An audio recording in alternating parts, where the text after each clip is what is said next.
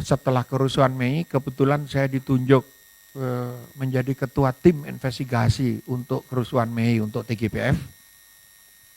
Laporan saya dipakai sebagai laporan awal Komnas HAM. Jadi saya memimpin tim untuk investigasi di 6 kerusuhan di 6 kota. Pada saat ujung itu dari ke 98, begitu kerusuhan Mei selesai, Presiden membentuk, tanda tangan Presiden, ditandatangani 7 menteri dan 17 LSM. Sehingga sebetulnya sangat kuat sekali posisi waktu itu, tapi semangat yang saya bawa adalah sebuah rekonsiliasi seperti di Afrika Selatan. Yang salah ngaku dosa. Ya saya memang menculik, saya ngaku salah, tolong jangan dihukum saya, karena itu sudah masa lalu, tapi hukumannya tidak boleh ikut pemerintahan yang baru. Ini tidak dilakukan. Sehingga berlakulah impunitas. Impunitas itu adalah orang yang bersalah tidak dihukum sehingga kesalahan itu berulang. Karena apa? Karena yang jelas-jelas salah tidak dihukum dan tidak mau ngaku salah, malah ikut dalam pemerintahan baru. Kejahatan HAM itu tidak mengenal kadaluarsa. Ini kenapa polisi meloloskan kandidat dengan track record seperti ini. Harus dicatat bahwa syarat mendaftar di KPU itu adalah SKCK, surat keterangan catatan kepolisian. Jadi kalau Prabowo maling ayam, nyopet di pasar Boplo sana, ada catatannya. Tapi kalau menghilangkan nyawa orang ya, atas nama negara, nggak ada catatan. Itu bukan ranahnya polisi. Karena kejahatan kemanusiaan, pelanggaran HAM itu bukan ranah polisi. Ya jadi aman-aman aja. Maling ayam tidak boleh jadi presiden gitu. Tapi maling nyawa orang boleh. Nah ini, dan tidak mungkin aturan hukum itu ditegakkan. Kenapa? Ini masalah power play, kekuasaan politik. Ingat bahwa Prabowo waktu itu adalah menantunya Presiden Soeharto. Anda nggak bisa ngebayangin yang tidak hidup di zaman Soeharto, bagaimana di ruang kuliah, di lembaga yang terhormat seperti Universitas Indonesia aja, dosen tidak berani berbicara. Begitu ngomong, tembok itu semua ada telinganya. Gitu. Jadi kita betul-betul tidak bisa bergerak. Kemudian tahun 98, sebuah turbulensi politik yang luar biasa. Dan pilihan jalan kita adalah reformasi, bukan revolusi. Karena korban revolusi adalah anak-anak revolusi itu sendiri. Jadi kami memilih waktu itu reformasi, perubahan yang dipercepat, tetapi tidak serentak mendasar, mendadak sekaligus. Kalau itu revolusi namanya. Karena pilihan itulah yang mengantarkan kita ke sebuah negara, sebuah bangsa yang bermartabat. Waktu Yunhap ditembak, saya 50 meter di tempat itu, ikut gotong ke satu lagi yang ketembak, anak umur 12 tahun, bajunya itu seperti disiram darah, seperti mandi darah gitu. Tapi bisa kita selamatkan, Yunhap nggak bisa. Saya membentuk tim investigasi sendiri. Dalam waktu 1 hari kami sudah bisa menemukan truk keberapa yang nembak dari pasukan PHH-nya Kodam, pasukan Kostrad. Dan saya bilang kalau saya diberi kewenangan memeriksa pasukan yang ada di atas truk, itu saya jamin dalam waktu 1 kali 24 jam saya bisa menemukan yang nembak. Kemudian tentara melakukan investigasi sendiri, hampir 1 bulan kemudian, sekitar 1 bulan kemudian baru ketemu Kopral Karel. Saya berteriak, tidak bisa, tentara itu tidak bisa bergerak tanpa komando.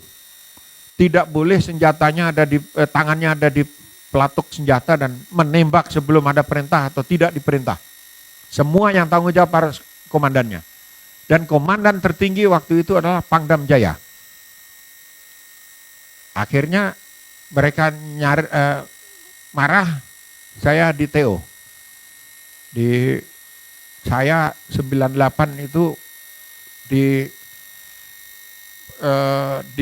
nomor 1 untuk dihabisi. Dan orangnya ngaku, orang itu namanya Kiflan. Dalam forum ngaku, saya yang ditugasi cari Mas Kiki, cari-cari nggak pernah ketemu 1 bulan.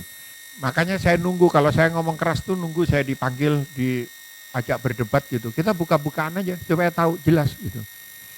Setelah itu apa yang terjadi? Ini penculikan itu prosesnya dari tahun 97. Sebagian bahkan sebelum saya ada di Indonesia.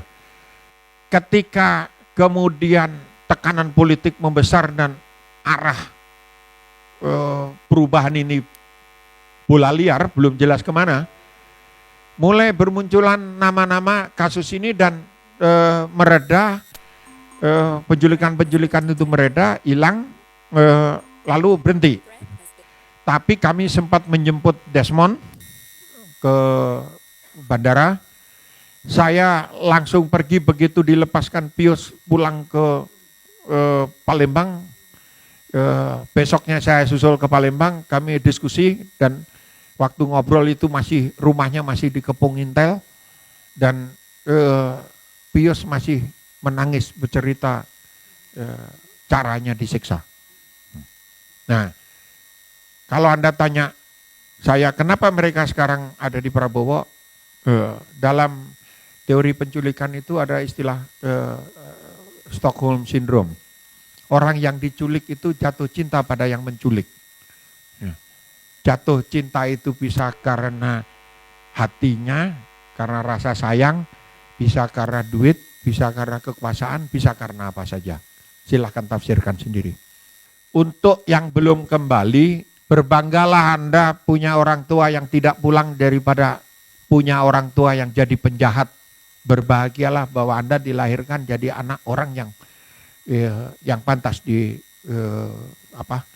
dicatat oleh sejarah ini. Dan pada saat penculikan itu, saya sudah memimpin tim investigasi untuk kerusuhan Mei. Pada saat yang bersamaan, kira-kira 3 minggu atau 1 bulan setelah saya bekerja, itu TNI membentuk DKP, Dewan Kehormatan Perwira, untuk mengadili Prabowo. Karena apa? Karena ada proses peradilan Mahkamah Militer untuk anggota timnya. Dari 9 orang yang dilepas, waktu itu diperoleh informasi mengenai orang-orang yang menculik ini, polanya, modusnya dan segala macam. Akhirnya diadili, pangkat tertingginya Kolonel Khairawan waktu itu, Wawa, dan dari 2 tim, 1 tim Mawar, satunya lagi tim Merpati. Saya nggak tahu kenapa yang dipilih Mawar sama Merpati. Kalau Mawar kan jelas ada durinya gitu loh. Kalau Merpati, kenapa gitu? Kenapa nggak kalah jengking atau apa yang jahat gitu kan? Nah, mereka diadili, akhirnya dipecat. 10 anggotanya dipecat dan ditahan, saya lupa, kalau nggak salah 2 tahun di penjara itu. Saya nggak ingat angkanya, tapi di penjara hukumannya. Nah, dari pengakuan mereka merujuk semuanya pada perintah Prabowo. Akhirnya dibentuklah Dewan Kehormatan Militer. Dewan Kehormatan Militer ini karena yang diperiksa bintang 3, waktu itu sudah bukan Danjen Kopassus lagi Prabowo. Pada saat naik, kemudian dia Pangkostrat, sehingga ketua DKP adalah Kasat. Ketua DKP Kasat, anggotanya semua bintang 3 itu harus jadi anggota. Jadi ada Yusuf Kartanegara, ada Ari Kumaat, ada SBY. Lalu pertanyaannya, kenapa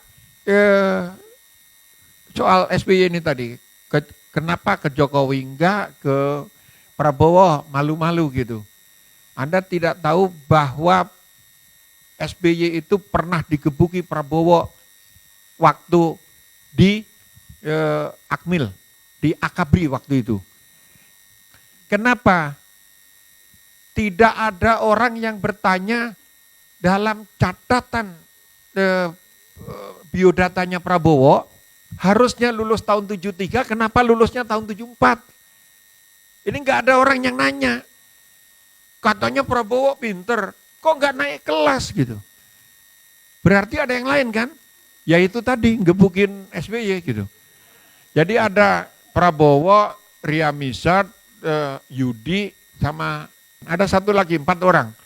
Itu kabur ke Jakarta karena ada acaranya Titik, masih pacaran, waktu itu balik ke sana, ketahuan, dihukum sama gubernurnya itu bapaknya Ani Yudhoyono, namanya Jenderal Sarwoedi, gubernur Rakabrinya.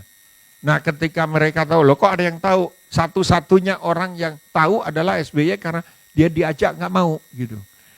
Akhirnya hari Senin habis dimarahin, hari Minggu ketangkep, hari Senin dimarahin, Senin malamnya mereka tanya-tanya sampai bonyok-bonyok gitu. Ini background kenapa nggak mungkin Prabowo ke sana, ya meskipun kemudian pesannya di sana, akhirnya dia dukung tapi nggak terang-terangan. Ini masalah gengsi, dulu digebuki kok sekarang dukung gitu. Lain dengan Amin Rais, kalau dulu kan dia ngomong bawa Prabowo ke Mahkamah Militer. Berkali-kali headline di Kompas gitu. Biasanya kalau selesai memeriksa, mereka di KP itu datang ke posko kami dulu di sekretariat untuk tim investigasi itu di Jalan Hang Tuah Raya nomor 3. Sekarang jadi tempat spa atau pijit-pijit nggak tahu saya. Ada di situ. Dan kami sharing. Yang menarik adalah setiap kali datang Agung Gumelar pasti marah-marah sebagai anggota DKP. Karena apa? 3 kali diperiksa Prabowo nggak pernah mau ngomong. Nama Prabowo Subianto. Letnan Jenderal TNI NRP sekian. Saya gunakan hak saya untuk tidak bicara. Ini konvensi Jenewa untuk tawanan perang.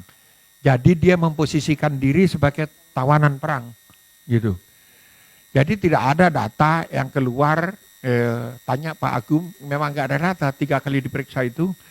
Dia bilang, dia mau nendang katanya. Gua udah nggak sabar aja kayak gue mau tendang kepalanya gitu. Tapi Pak Agung kan pendek, jadi nggak nyampe kakinya gitu kan. Akhirnya cuman marah-marah aja, tapi selama pemeriksaan itu pakai vest, baju anti peluru. Kenapa? Saya bilang, Jenderal takut nih ya sama-sama bintang 3-nya gitu. Pada saat kita berdiskusi seperti itu, tiba-tiba suatu hari dapat laporan kami masuk, ditemukan mayat terapung, muncul satu-satu dari sepanjang jalur Pulau Seribu sampai ke Lampung.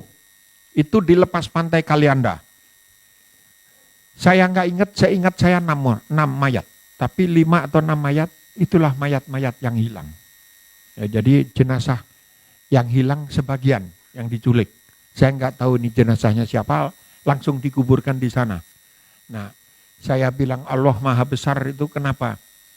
Mayat itu semua muncul lepas dari pemberat beton yang dicantolkan di kakinya.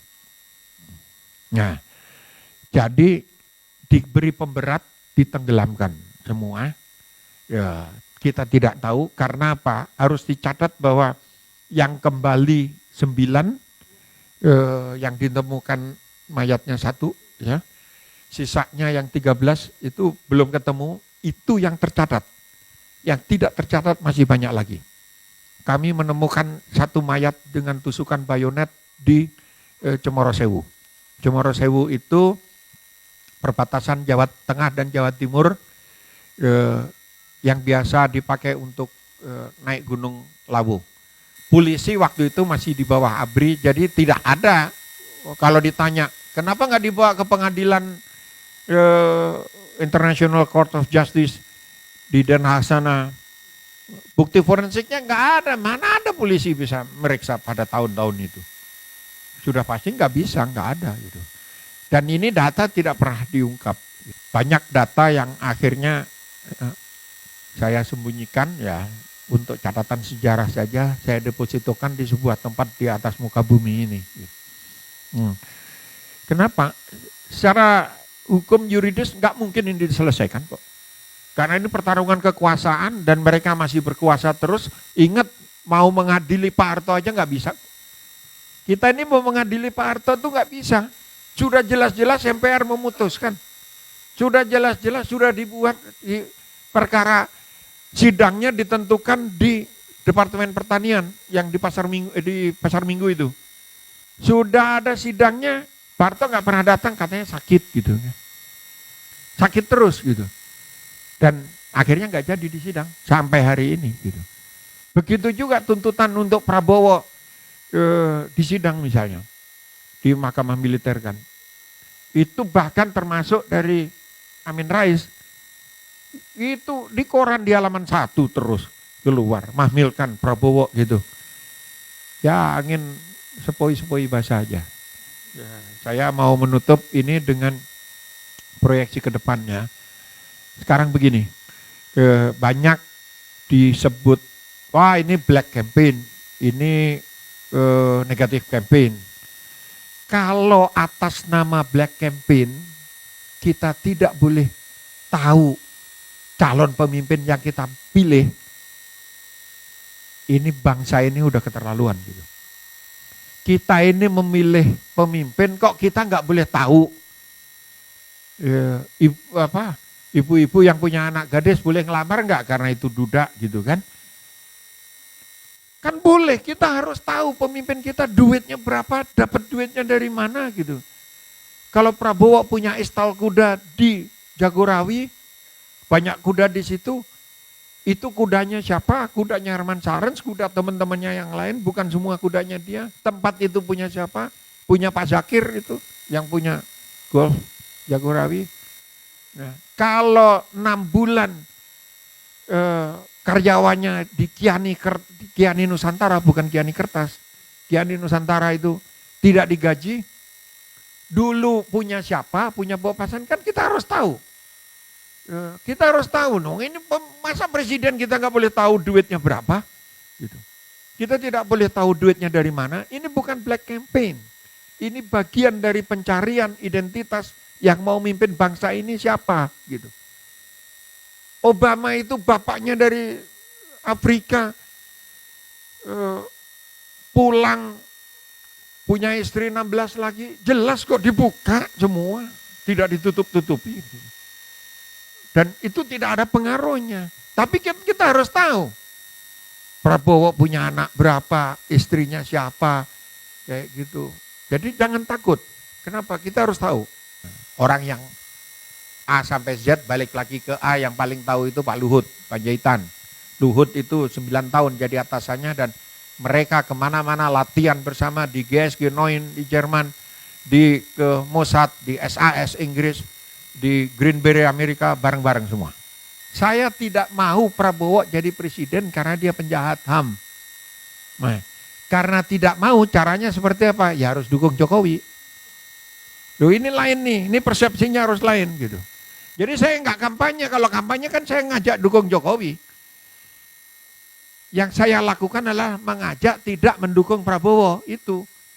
Kalau kita yakin bahwa kita benar, apalagi dalam kasus seperti penegakan HAM seperti ini, jangan takut melawan seluruh dunia, jangan takut Prabowo punya pistol, punya pasukan, jangan takut mereka punya ini.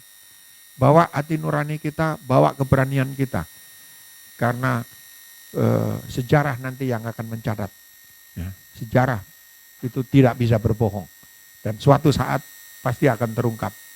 Wong surat DKP itu jelas-jelas dipecat kok. Dibilang, loh, tidak ini manipulasi. Manipulasi dari mana? Itu jelas-jelas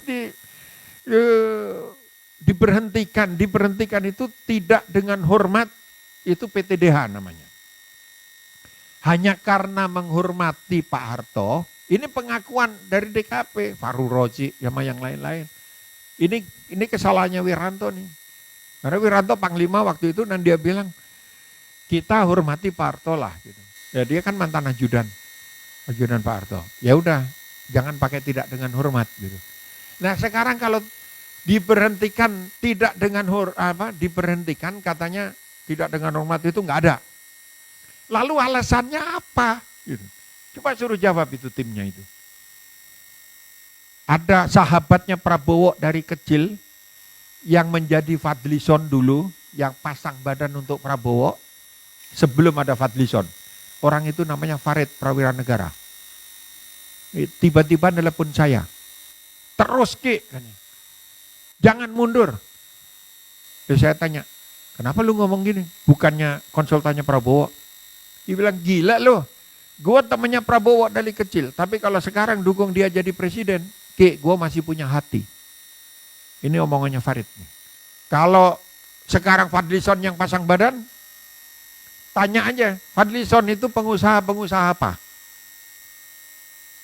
Itu adik saya jauh di bawah. Saya datang ke pusat rumah kebudayaan di Minang. Jadi dia membangun satu kompleks, ada museumnya. Ada ini saya bilang, Fadli, coba yang belum pernah ke sana dari Padang ke arah Bukit Tinggi. Kira-kira di pertengahan itu ada di tengah-tengah sawah, di kaki Gunung Singgalang, ada kompleks yang luar biasa gitu. Ada rumah seni segala macam, ada museum. Dan banyak patung-patung dadanya Bung Karno, Bung Hatta, Gandhi, sama Fadlison di tengahnya gitu. Jadi saya bilang, lu narsis banget. Saya telepon dia, gue lihat patung lu di sini narsis banget lu kan ya. Rupanya memang cita-citanya itu. Jadi saya ini nunggu kalau ngomong gini dilaporin ke Bawaslu, nggak dipanggil-panggil saya. Karena kalau dipanggil-panggil saya akan bilang seperti yang saya tadi, dan saya masih punya seember lagi untuk saya ceritakan di depan media. Mudah-mudahan saya dipanggil-panggil, nggak dipanggil-panggil gitu. Terima kasih.